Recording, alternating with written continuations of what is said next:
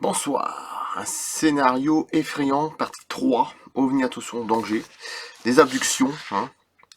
Je vais reprendre là où je m'étais arrêté, j'espère que je ne suis pas gouré, que c'était à partir de ce qu'ils veulent, ça doit être ça. Voilà, je pense que c'est ça. Bon, si j'ai repris dedans, c'est pas... Normalement, ça doit être ça. J'étais en train de me poser une question, c'est tout bête, hein. Mon père est décédé en 2018. Bon, après, il y a mon oncle, hein, 3 mois après. Donc déjà, c'était une année affreuse, 2018, hein. Sur 3 mois d'intervalle, c'est affreux. Bon. Mon père, on a attendu que le médecin, et vous allez voir pourquoi j'arrive à ça, que le médecin de garde de nuit, il passe. On a attendu une journée, ça n'existait même plus d'ailleurs, c'était pire en pire. Même ce que tu veux, un docteur, tout ça, il y avait rien. Je dois attendre une journée pour que le lendemain, le médecin généraliste, il vienne. C'était le médecin généraliste, c'était pas le médecin de, je veux dire, bon bref, c'est encore autre chose. Une journée, j'ai entendu. C'est-à-dire, mon père était chez nous, enfin chez moi. On a attendu comme ça une journée, j'ai dormi avec, hein, c'est formidable. Tu es en train de me poser la question, comment tu fais aujourd'hui si les églises elles sont fermées? Comment tu fais quand tu as un enterrement à cause du coronavirus?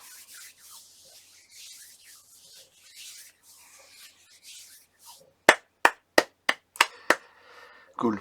Bon, alors, c'est une drôle de question, mais c'est vrai que elle est très très intéressante. C'est là que tu vois que, bon, il y a un moment, faut... Ah, bon.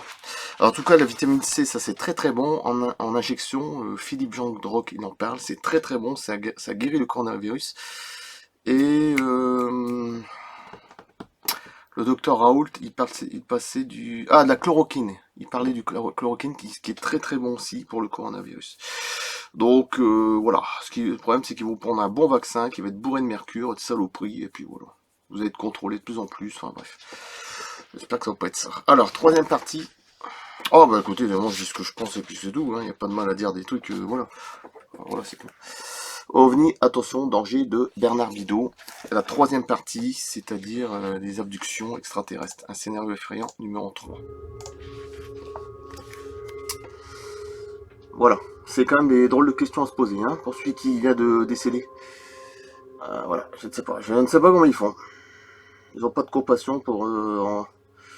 Ça veut dire qu'ils enterrent direct, quoi. Je sais pas. Ou les gardent congelés, je sais rien, bref. Alors,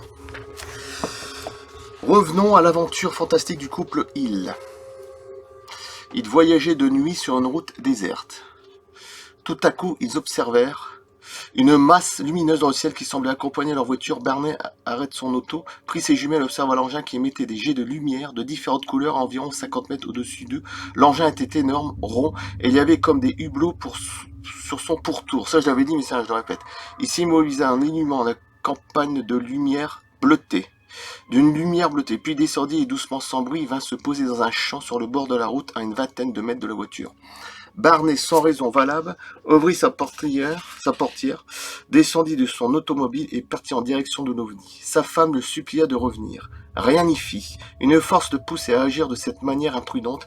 Dans son témoignage, il dit avoir vu derrière les hublots des êtres habillés comme des militaires. Il cria, je ne peux pas le croire. Une porte s'ouvrit sur le côté du vaisseau.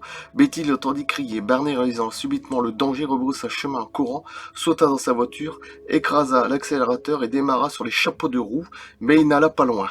Une sorte de brouillard, souvent décrit dans les témoignages, s'enveloppa leur auto. Betty et Barney entendirent nettement des bip-bip stridents et s'endormirent aussitôt profondément, puis ils furent réveillés, toujours par le son de ces bip-bip qui semblaient provenir de nulle part. Barney était toujours au volant, Betty était assise à côté de lui, la voiture roulait sur une route qui n'était pas celle où avait lieu l'incident. Un panneau d'indicateur leur apprit qu'ils entraient dans la ville d'Ashland. Ils étaient donc à environ 60 km de l'endroit où ils étaient entrés dans le brouillard. Enfin, ils arrivèrent chez eux et s'aperçurent qu'ils avaient plusieurs heures de retard par rapport au peu de chemin qu'ils avaient eu à parcourir, c'est-à-dire un missing time, un temps manquant. Ils ne comprenaient pas le pourquoi de ces heures manquantes. Les jours suivants, Betty et Barney ne purent pas dormir et le peu de sommeil qu'ils avaient était des cauchemars incroyables. Comme tous, les deux subissaient les mêmes maux. Ils décidèrent de consulter un neurologue de Boston. C'est grâce à la préférence d'esprit de ce spécialiste que la vérité est parvenue au monde. En effet, puisque le couple se plaignait des mêmes symptômes, ce médecin lui dit l'idée de mettre les deux patients sous hypnose, chacun de leur côté. L'histoire invraisemblable que le premier raconta sous hypnose fit penser au praticien que le patient était vraiment malade, très malade. Mais lorsque le deuxième raconta exactement la même histoire, lorsqu'il écouta les deux enregistrements strictement identiques, il comprit qu'il n'était pas question de maladie, mais d'une aventure fantastique, quoiqu'inexplicable par l'homme de science. Betty et Barney découvrirent eux-mêmes ce qu'ils avaient vécu durant le missing time en écoutant horrifiés l'enregistrement. Le début de l'histoire, tous deux s'en souviennent parfaitement dans les moindres détails jusqu'au fameux bip-bip. Jusque-là, leurs mémoires respectives fonctionnent parfaitement et ils s'entendent raconter exactement ce que tous deux se sont remémorés pendant des jours et des jours, mais ils furent stupéfiés par la suite. Voilà en substance ce qu'ils entendirent. Il y a ce son strident qui fait bip bip, le brouillard qui apparaît et d'où sortent des êtres étranges dont l'existence leur est inconnue. Ils sont petits avec une énorme tête, des gros yeux noirs en amande, une fente à la place de la bouche, deux petits trous à la place du nez, la peau est grise, ils avancent vers eux, ils ne peuvent plus bouger, il semble que leurs deux corps sont endormis, anesthésiés, paralysés. Oh, je suis en train de regarder, ça me fait penser un petit peu, bref. D'une façon mystérieuse, ils se retrouvèrent à l'intérieur de l'OVNI, c'est pour plaisanter, qui s'était posé à côté de leur voiture. En tout cas, il y avait déjà le masque bien avant nous. Mais c'était pas le même truc.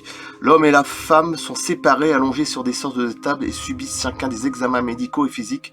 Les petits êtres à peau gris sont effrayants à regarder. Ils doivent être environ une douzaine à les ausculter dans tous les sens. Ils ont été déshabillés, on leur enlève les lambeaux de peau, des morceaux d'ongles, des mèches de cheveux. Un tube est enfoncé dans les organes génitaux de Barney pour lui soutirer du sperme. Betty voit horrifiée qu'on lui enfonce une longue aiguille dans le nombril et les êtres humanoïdes lui disent télépathiquement qu'il s'agit d'un test de grossesse. Dans l'enregistrement, on entend nettement que Barney est terrorisé par la peur alors que Betty semble mieux la dominer. Les aliens, découvrant le dentier de Barney, semblent ne pas en comprendre l'utilité et lui posent des questions pouvant faire croire qu'ils ne comprennent pas ce que ces objets servent aux humains. Betty veut savoir qui ils sont, ce qu'ils veulent, d'où ils viennent. Elle n'a pas l'intention de se laisser faire comme un vulgaire pantin. Celui qui semble être le chef déroule une carte du ciel et demande à Betty de lui montrer où se trouve la Terre. Bien entendu, elle en est incapable, alors ils lui disent qu'ils ne peuvent pas lui indiquer leur provenance. Betty a l'impression que cet état de fait les amuse. D'ailleurs, ils insistent pour bien lui faire comprendre que c'est sans importance, puisque de toute façon, elle ne se souviendra de rien. Et que c'est mieux ainsi. Ils ne connaissaient pas le caractère de Betty. Puisqu'ils lui ont laissé sa lucidité, elle décide d'observer un maximum de détails, se disant qu'elle se souviendrait bien de quelques-uns. Elle observe l'intérieur du vaisseau, mais ne voit rien de particulier. Son cerveau semblant fonctionner parfaitement, elle pense que personne ne voudra croire à leur histoire. Il faut donc ramener une preuve. Elle se paye le culot de demander si elle pourra emporter quelque chose. On lui propose d'emporter un livre écrit dans une langue qu'elle ne comprend pas et qu'elle soupçonne d'être non humaine. Ce sera une preuve indiscutable. Mais immédiatement, d'après les déclarations sous hypnose, des aliens présents s'opposent à ce qu'elle emporte quoi que ce soit. Le récit sous hypnose des deux époux se termine à nouveau par les bip-bip, puis le retour en voiture que nous connaissons. Devant l'énormité de l'affaire, celle-ci resta secrète pendant plusieurs années et ce n'est qu'en 1966 qu'elle fut dévoilée au public par le livre du journaliste John Fuller. Ce fut immédiatement un best-seller et les témoignages commencèrent à sortir du silence. Les langues se délièrent et les plus grands psychiatres américains commencèrent, grâce à l'hypnose, à accumuler des dossiers de plus en plus dérangeants pour notre civilisation. Oui. Comme dans les nombreux autres cas qui se succédèrent au fil des années et comme je le disais précédemment, personne ne s'était rendu compte à cette époque que les déclarations sous hypnose contenaient une dose de manipulation qu'on ne pouvait nier. Je coupe là, c'était la troisième partie, ce qui était déjà pas mal. Voilà, j'ai peut-être repris un peu le début du deuxième, mais c'est pas grave. Scénario effrayant, tout ça. Bon, scénario effrayant numéro 3. Contact du quatrième type, les abductions. Voilà. Et c'était OVNI, Attention danger de Bernard Bidot Et je coupe là. Et bon week-end. Et à la prochaine, d'ici dimanche ou lundi. Je sais pas quand. Dimanche, lundi. On verra. Dans ces 2-3 jours, je sais pas. Donc voilà. Ce sont ces 2 jours. On va devoir rester ici chez nous. Hein, donc cloîtré. On peut rien faire. Donc, bon, bref. En même temps, je comprends Eric Slavinski. Il a raison. Parce que là... Bon, je pense que là, ça devient du très sérieux quand même. Hein. C'est un truc qui vole autour. Là, c'est pas un orbe. Hein, c'est une poussière. Je coupe. À bientôt. D'ici 2-3 jours. Merci. Et je vous remets le lien en dessous, là, depuis l'an 2000, le bug de l'an 2000. Vous allez voir de ce qui s'est passé depuis l'an 2000 jusqu'à maintenant. J'ai même rajouté deux trucs hein, pour rigoler, un peu d'humour, juste après, quoi. Voilà, à bientôt, d'ici 2-3 jours, merci.